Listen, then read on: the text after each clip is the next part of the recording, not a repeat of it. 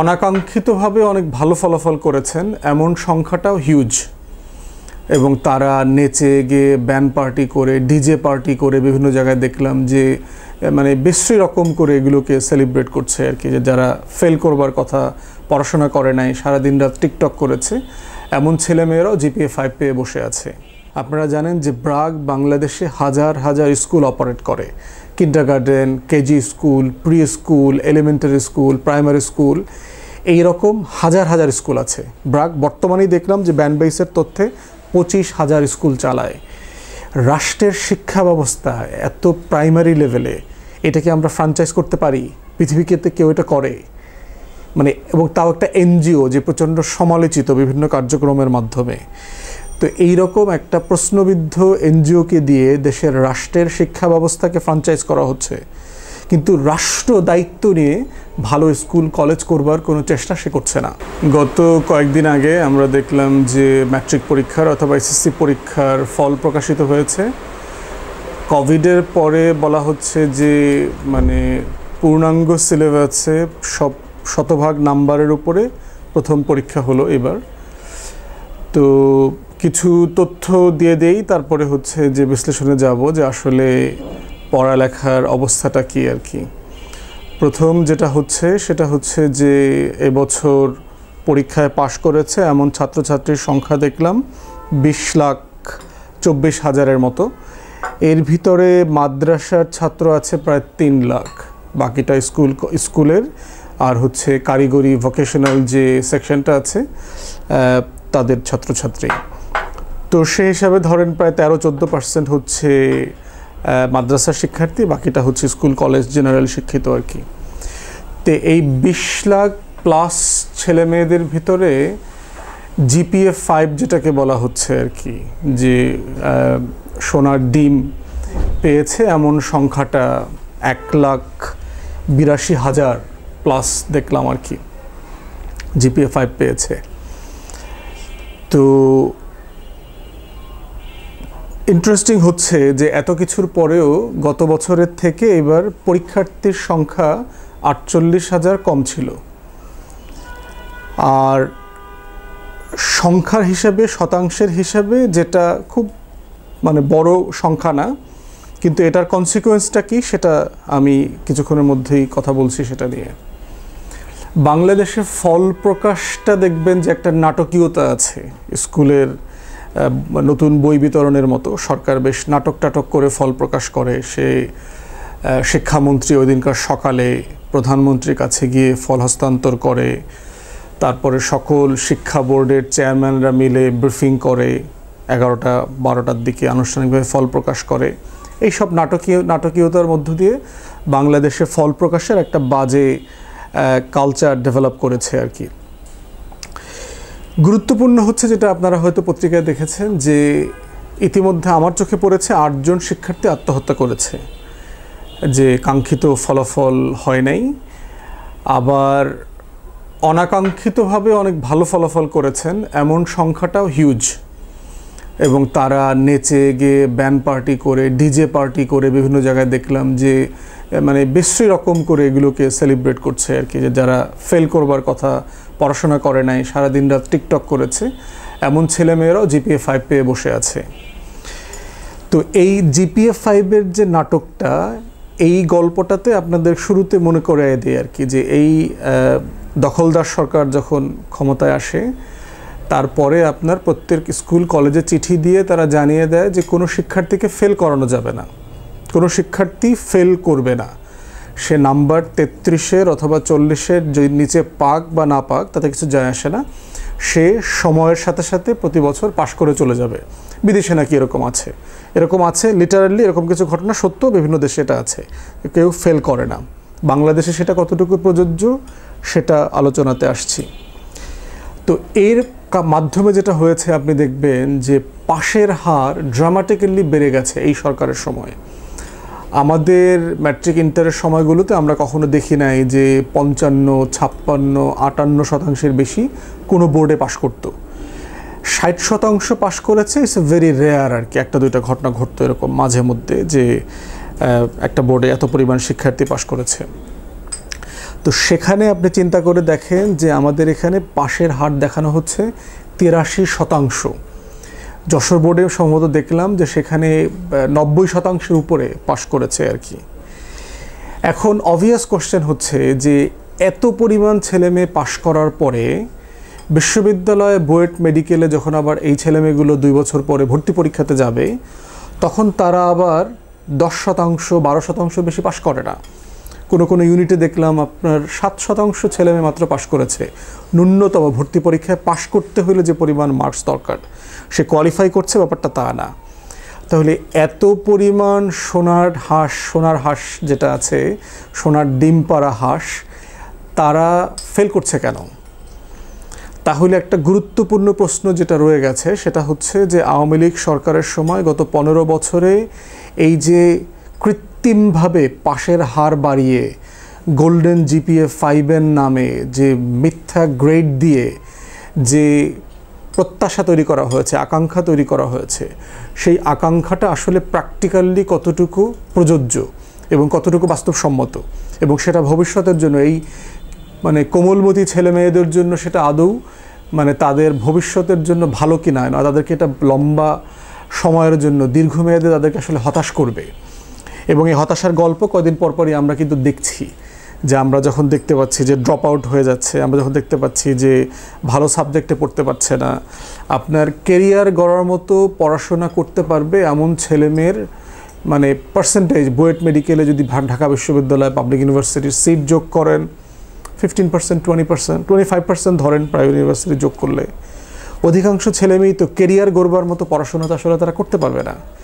তাহলে এই যে 83% পাশের হার এবং স্কুল কলেজগুলোতে যে আপনার আনন্দ ফুর্তি দেখলাম, নাচানাচি, ব্যান্ড পার্টি, ডিজে পার্টি হচ্ছে, এটা আসলে কি এদেরকে লম্বা সময়ের জন্য হতাশ করে দেওয়া কিনা? এদেরকে আসলে আসন্ন চোখের পানি ফেলবার যে দিনগুলো আসছে সেখান থেকে ভুলায় রাখার চেষ্টা করা? বাস্তবতা তো আসলে সেদিকে যাবে। এবং দেখেন আরও কি বাস্তবতাগুলো হচ্ছে যে এরপরে ভর্তি যুদ্ধ শুরু হবে, কদিন পরে শুরু হয়ে গেছে ধরেন, এবং ভালো কলেজ তো বাংলাদেশে অলমোস্ট নাই। যে কয়টা ভালো স্কুল কলেজ আছে তারা দেখবেন বেশ আগের মিশনারিদের করা, অথবা ব্রিটিশ পাকিস্তানি আমলে আমরা দেখেছি যে গভর্নমেন্ট ল্যাবরেটরি স্কুল অথবা জেলা স্কুল টাইপের স্কুল করা, অথবা উদয়ন স্কুল আছে বিভিন্ন জেলাতে আমরা দেখেছি যে সেন্ট গ্রেগরি, সেন্ট জোসেফ, এরকম সেন্ট বার্নাবাস, এরকম হলি ক্রস মিশনারি স্কুলগুলো আছে। কিন্তু আপনি গত 20-30 বছরের হিস্ট্রিতে দেখেন দেশে কোনো ভালো স্কুল কলেজ কি সরকার করেছে? এক্সাম্পলারি মানে গ্রামার স্কুল টাইপের মডেল স্কুল কি এই দেশের সরকার কেউ করেছে গত 20-30-40 বছরে? বরং যেটা করেছে, আমাদের প্রাইমারি স্কুল এডুকেশনকে ফ্র্যাঞ্চাইজ করে দেওয়া হচ্ছে।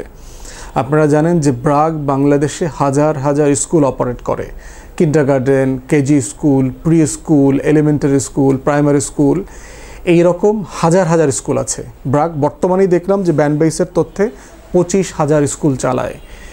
রাষ্ট্রের শিক্ষা ব্যবস্থা এত প্রাইমারি লেভেলে, এটাকে আমরা ফ্র্যাঞ্চাইজ করতে পারি? পৃথিবীতে কেউ এটা করে? মানে এবং তাও একটা এনজিও যে প্রচণ্ড সমালোচিত বিভিন্ন কার্যক্রমের মাধ্যমে। তো এইরকম একটা প্রশ্নবিদ্ধ এনজিওকে দিয়ে দেশের রাষ্ট্রের শিক্ষা ব্যবস্থাকে ফ্র্যাঞ্চাইজ করা হচ্ছে, কিন্তু রাষ্ট্র দায়িত্ব নিয়ে ভালো স্কুল কলেজ করবার কোনো চেষ্টা সে করছে না। তাহলে এই যে পাশের হারের যে নাটক, এটা দিয়ে কি একটা শিক্ষা ব্যবস্থার অ্যাসেসমেন্ট হবে যে দেশের ছেলেমেয়েরা কি শিখছে, কতটুকু শিখছে, এই শেখার মধ্য দিয়ে আসলে দেশের, জাতির অথবা ওই ব্যক্তির কোনো কল্যাণ হবে?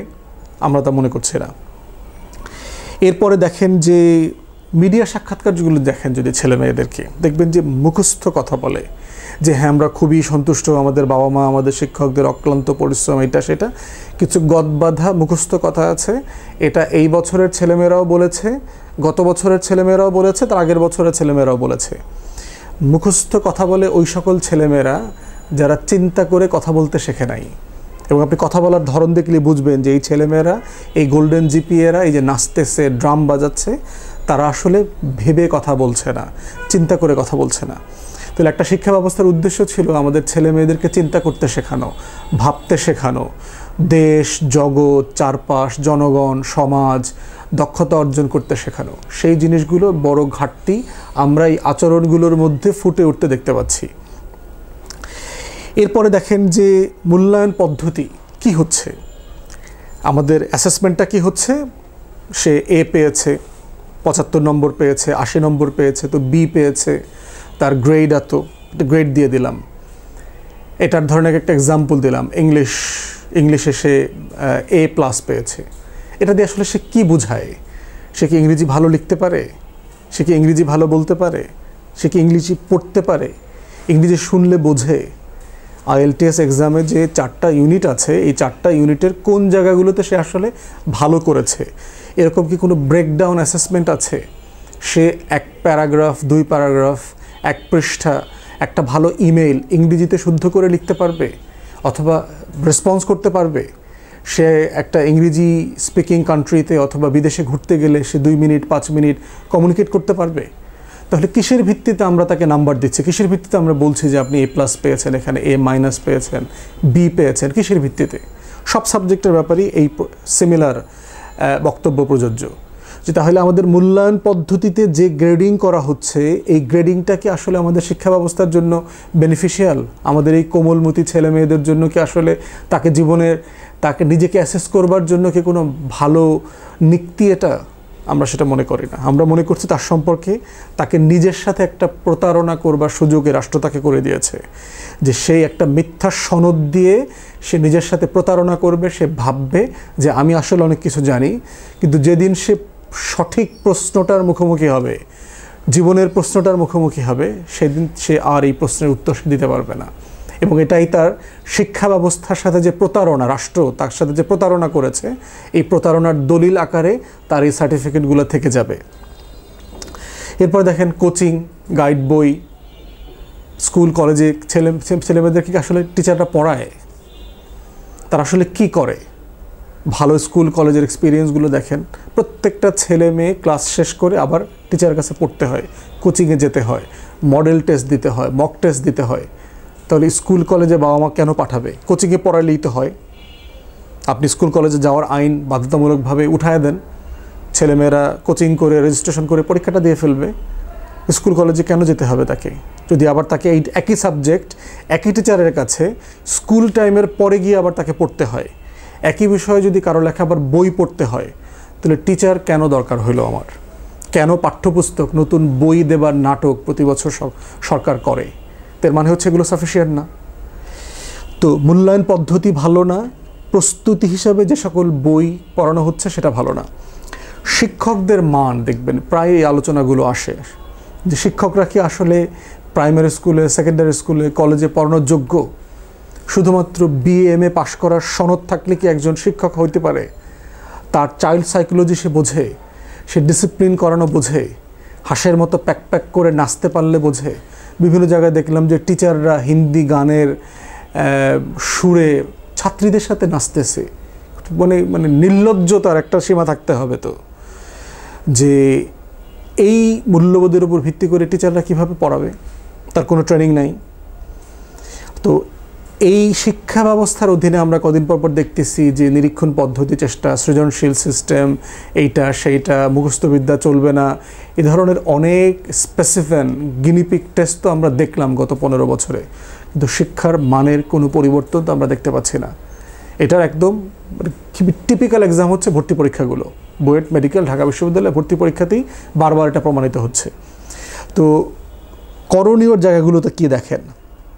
এরপর একটা ভয়ঙ্কর ব্যাপার হচ্ছে, এই যে বললাম যে এই বছর ম্যাট্রিক পাস করেছে 20 লক্ষ ছেলে মেয়ে, এই ব্যাচে কত লক্ষ ছেলে মেয়ে ক্লাস 1-এ ভর্তি হয়েছিল আমরা কি জানি? রাষ্ট্র জানে? আজ থেকে 15 বছর 16 বছর আগে কতগুলো ছেলে মেয়ে, অথবা 12 বছর আগে অথবা 10 বছর আগে, ওদের ব্যাচের 12 বছর আগে কয়টা ছেলে মেয়ে এই ক্লাসে ভর্তি হয়েছিল? আমি বিভিন্ন জায়গায় খোঁজার চেষ্টা করলাম, খুব স্পেসিফিক তথ্য নাই। তবে 2-1টা বছরের 2-1টা সালের প্রাইমারি স্কুলের এনরোলমেন্টের তথ্য আছে, যেটা আমি দেখলাম 2021 সালে ক্লাস 1 থেকে 5 পর্যন্ত তথ্যগুলো দেখলাম। বিভিন্ন ক্লাস ভেদে কোথাও 31 লক্ষ ভর্তি হয়েছে সারা দেশে, 32 লক্ষ ভর্তি হয়েছে, ক্লাস 4-এ 34 লক্ষ ভর্তি হয়েছে, 35 লক্ষর মতো।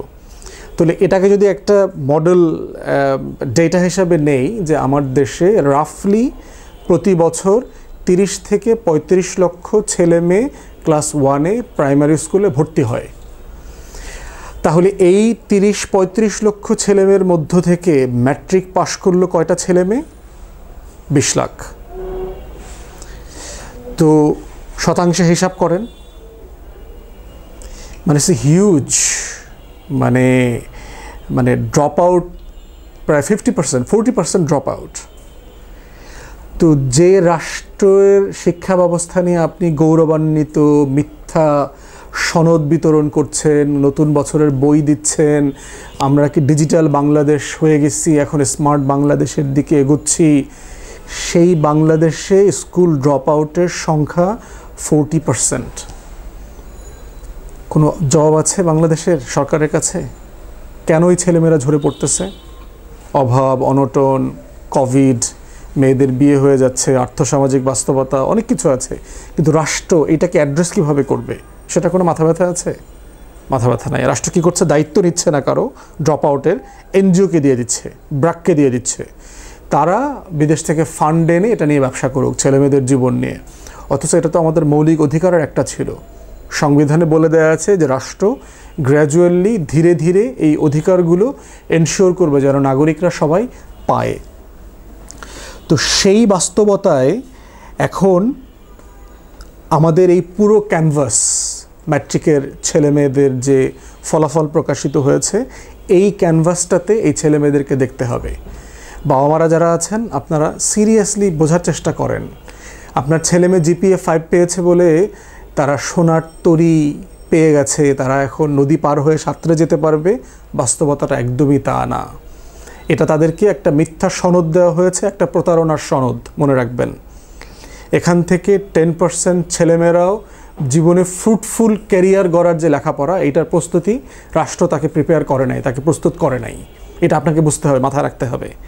আপনারা কীভাবে অ্যাড্রেস করবেন সেটা বোঝা দরকার। স্কুলে দেখবেন টিচার অ্যাপয়েন্টমেন্টস নিয়ে একটা বড় জায়গা, যে আসলে ভালো লেখাপড়া আসবে কোত্থেকে? তো ভালো টিচার লাগবে, তো ভালো টিচার আসবে কোত্থেকে? টিচারকে তো ভালো বেতন দেওয়া হচ্ছে না। এই যে পুরো চক্র, এই চক্র থেকে বের হয়ে আসার জন্য আমরা মনে করি একটা গুরুত্বপূর্ণ জায়গা হচ্ছে প্রাইমারি, সেকেন্ডারি এবং কলেজ পর্যন্ত, ইন্টারমিডিয়েট লেভেল পর্যন্ত টিচারদের বিসিএস রিক্রুটমেন্টের মধ্যে নিয়ে যাওয়া দরকার, এবং টিচারদেরকে দেশের নাম্বার 1 ক্যাডার সার্ভিস ডিক্লেয়ার করতে হবে। অ্যাডমিন না, ফরেন সার্ভিস না, অন্য কোনো ক্যাডার না, দেশের প্রধানতম ক্যাডার হইতে হবে প্রাইমারি, সেকেন্ডারি স্কুল এবং কলেজের যারা শিক্ষক হবে তারা হচ্ছে ফার্স্ট ক্যাটাগরির ক্যাডার হইতে হবে, এবং দেশের সকল টপারদেরকে এখানে যাইতে হবে।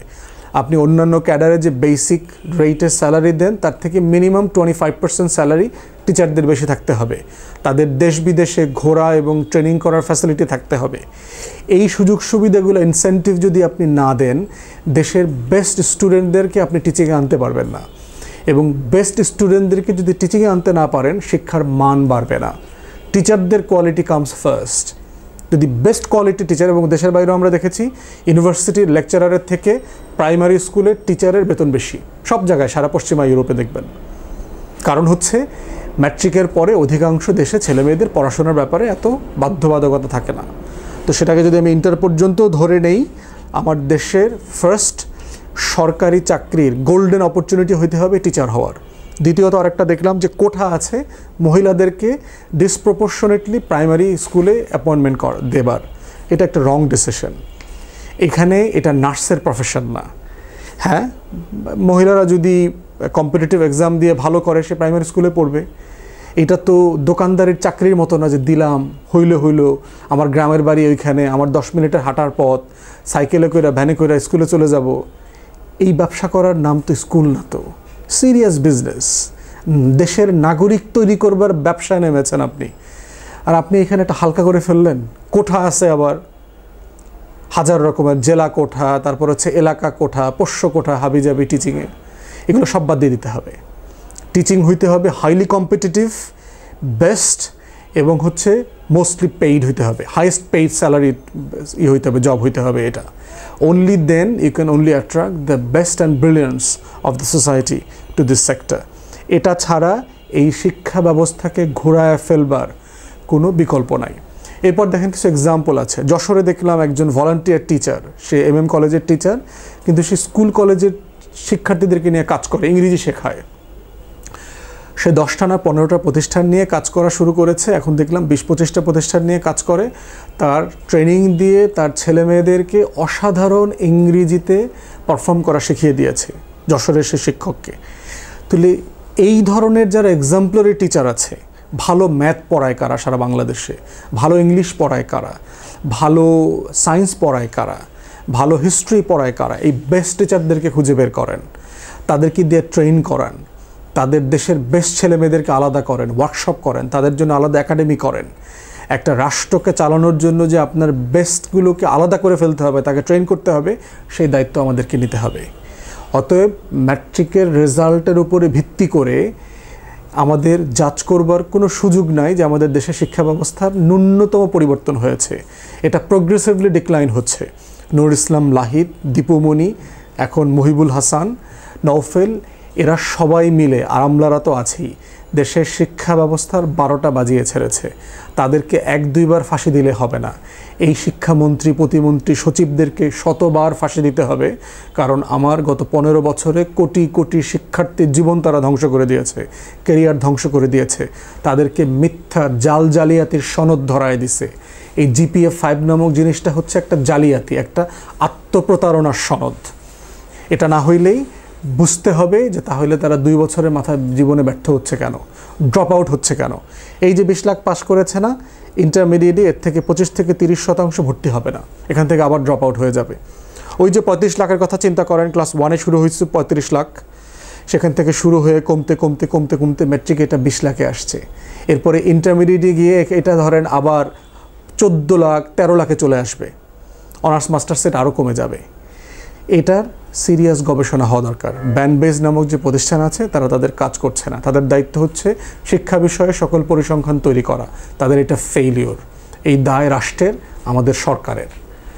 আমরা সতর্ক হওয়া দরকার, ভয়েস রেজ করা দরকার, শিক্ষকদের ব্যাপারে শিক্ষকদের সুযোগ সুবিধা বাড়ানো দরকার।